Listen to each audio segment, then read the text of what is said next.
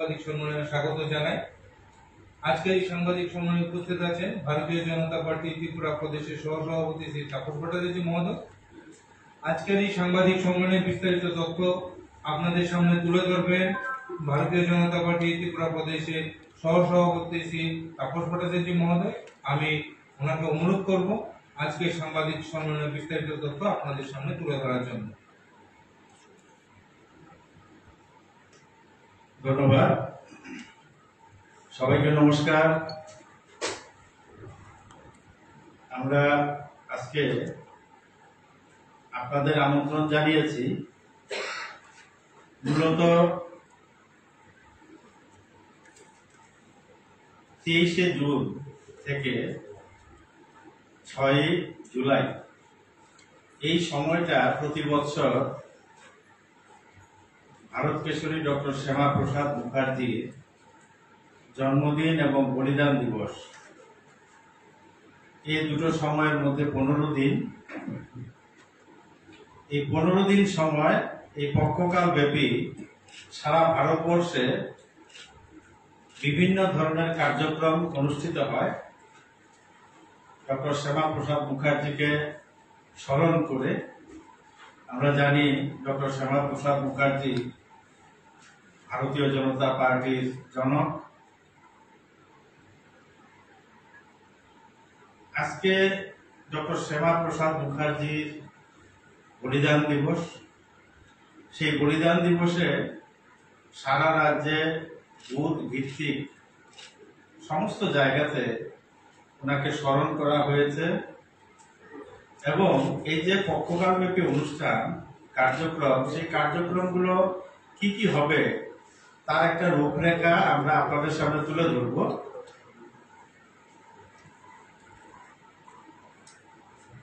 আমরা 15 দিন ব্যাপী যে কার্যক্রম দেওয়া হয়েছে তার মধ্যে আজকে বলিদান দিবস আমরা উদযাপন করেছি।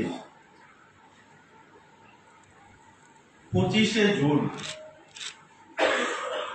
আমরা কালো দিবস হিসেবে পালন করি। এই দিনটাতে সারা ভারতবর্ষে তৎকালীন কংগ্রেস সরকার, ইন্দিরা গান্ধী প্রধানমন্ত্রী ছিলেন, অবৈধভাবে সংবিধানকে কাজে লাগিয়ে জরুরি অবস্থা জারি করেন এবং লক্ষ লক্ষ মানুষকে গ্রেপ্তার করেন। হাজার হাজার ভারতবর্ষের প্রথম সারির নেতৃত্বকে কারাগারে আবদ্ধ করেন। গণতন্ত্রকে জঘন্যভাবে 1975 সাল থেকে 1977 সাল পর্যন্ত জঘন্যভাবে গণতন্ত্রের উপর অত্যাচার চালানো হয়েছিল। তাকে কেন্দ্র করে এই 25শে জুন সারা ভারতবর্ষে বিভিন্ন কার্যক্রম হবে। আমাদের ত্রিপুরা রাজ্যে আমরা প্রত্যেক জেলাতে আলোচনা সভা হবে সমাজের বিশিষ্ট ব্যক্তিদের নিয়ে এবং সেখানে নির্দিষ্ট বক্তারা যাবেন, ইমার্জেন্সির উপরে বক্তব্য রাখবেন এবং সেখানে একটা প্রেস মিটও হবে। প্রতিটা জেলা 10টা জেলাতে সাংগঠনিক 10টা জেলাতে এই ধরনের 10টা কার্যক্রম হবে।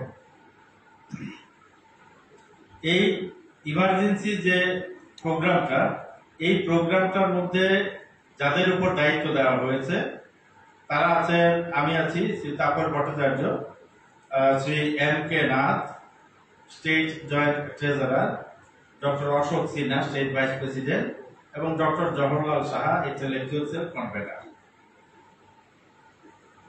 এটা হচ্ছে একটা কার্যক্রম।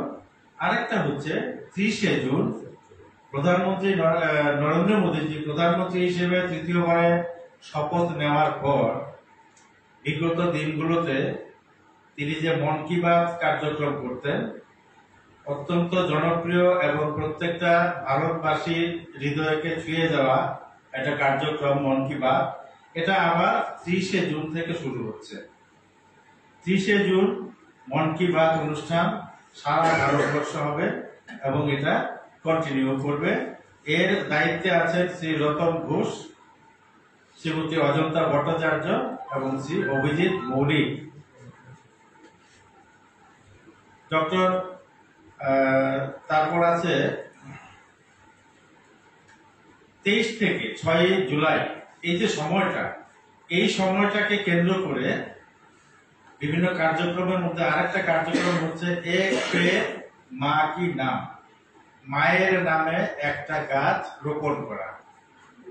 এটা সারা ভারতবর্ষে হবে 23 তারিখ থেকে 6 তারিখ, এই সময়ের মধ্যে যখন যেখানে যেই অবস্থা থাকবে সেই পরিস্থিতি অনুযায়ী কার্যক্রমটা হবে, বিভিন্ন সময় হতে পারে এই পক্ষকালের মধ্যে। তারপর আরেকটা কার্যক্রম হচ্ছে মতদাতা অভিযান যাত্রা, অভিনন্দন যাত্রা। মতদাতা অভিনন্দন যাত্রা অর্থাৎ যারা ভোটার হিসেবে যারা ভোট দান করেছে তাদেরকে অভিনন্দন জানানো হবে, তাদেরকে শুভেচ্ছা জানানো হবে। এটা ভারতীয় জনতা পার্টির কার্যকর্তারা, নেতৃত্বরা ভোটারদের কাছে যাবেন এবং তাদেরকে তারা যে এই গণতান্ত্রিক পদ্ধতি যে সম্মান জানিয়ে যেভাবে ভোট দান করেছেন তাকে শুভেচ্ছা জানাতে তাদের সঙ্গে দেখা করবেন এবং তাদেরকে অভিনন্দন জানাবেন। 27 তারিখ থেকে, জুনের 27 তারিখ থেকে জুলাইয়ের 10 তারিখ, এই সময়টার মধ্যে আরেকটা কার্যক্রম হবে, সেটা হচ্ছে extended state executive committee meeting. নির্দিষ্ট তারিখ হয়নি, তবে এই সময়ের মধ্যে হবে। এবারে এই এক্সটেন্ডেড অফিস বিয়ারার্স যে মিটিং, এই মিটিংটা একটু অন্যরকম হবে, অর্থাৎ একেবারে মন্ডল স্তর পর্যন্ত, মন্ডলের প্রতিনিধি পর্যন্ত এখানে অংশগ্রহণ করতে পারবেন। সাধারণত স্টেট এক্সিকিউটিভ কমিটি মিটিং এ জেলা স্তর পর্যন্ত সীমাবদ্ধ থাকে, কিন্তু এবার সেখানে মন্ডল স্তর থেকেও প্রতিনিধিরা উপস্থিত থাকবেন। বিস্তারিত আলোচনা হবে স্টেট এক্সিকিউটিভ কমিটি মিটিং এ। তারিখ নির্দিষ্ট হয়নি, তারিখ নির্দিষ্ট হলে আমরা জানিয়ে দেব। এর দায়িত্বে আছেন আমাদের state general secretary Shri Amit Rakshit এবং স্টেট সেক্রেটারি শ্রী রতন ঘোষ মহোদয়। আমাদের এই যে পক্ষকাল ব্যাপী কার্যক্রম, এই পক্ষকাল ব্যাপী কার্যক্রমের রূপরেখা আমরা আপনাদের সামনে তুলে ধরলাম। এর মধ্যে যেটা সব থেকে গুরুত্বপূর্ণ বিষয়, 25শে জুন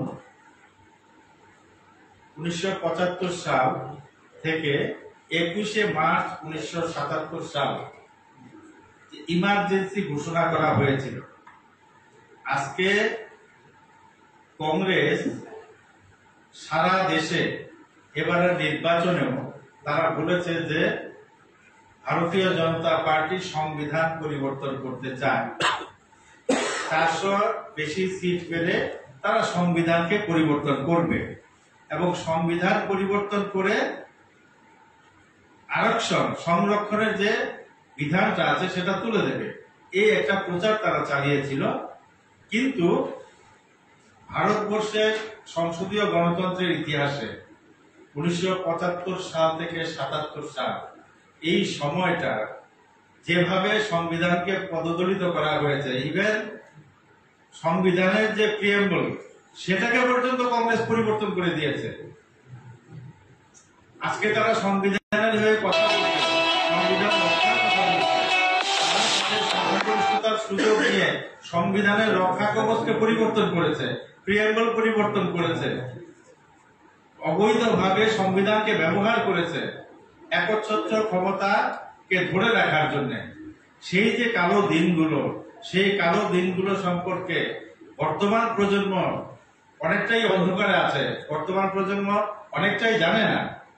আমাদের উদ্দেশ্য হচ্ছে কিভাবে তারা যে ভারতীয় জনতা পার্টির উপর দোষারোপ করছে একটা অনুমানের উপর ভিত্তি করে, যে 400 বেশি সিট পেলে সংবিধানকে পরিবর্তন করে দেওয়া হবে শুধুমাত্র অনুমানের উপরে। অথচ এই কংগ্রেসের সরকার, কংগ্রেসের নেতৃত্বে সরকার অতীতে কিভাবে সংবিধানকে পদদলিত করেছে, সংবিধানের অপব্যবহার করেছে, সংবিধানকে পরিবর্তন করেছে, এবং একচ্ছত্র ক্ষমতা ধরে রাখার জন্য বিরোধী দলের উপর কিভাবে নির্যাতন চালিয়েছিল সেই বিষয়গুলো এবার জেলা ভিত্তিক 25শে জুন জেলা ভিত্তিক প্রত্যেকটা কার্যক্রমের মধ্য দিয়ে আমরা সাধারণ মানুষের কাছে তুলে ধরার সিদ্ধান্ত নিয়েছি। এটা আমাদের কেন্দ্রীয় কমিটির নির্দেশ। আমার আলোচনা এতটুকুই। আপনাদের যদি কোনো প্রশ্ন থাকে আপনারা করতে পারেন।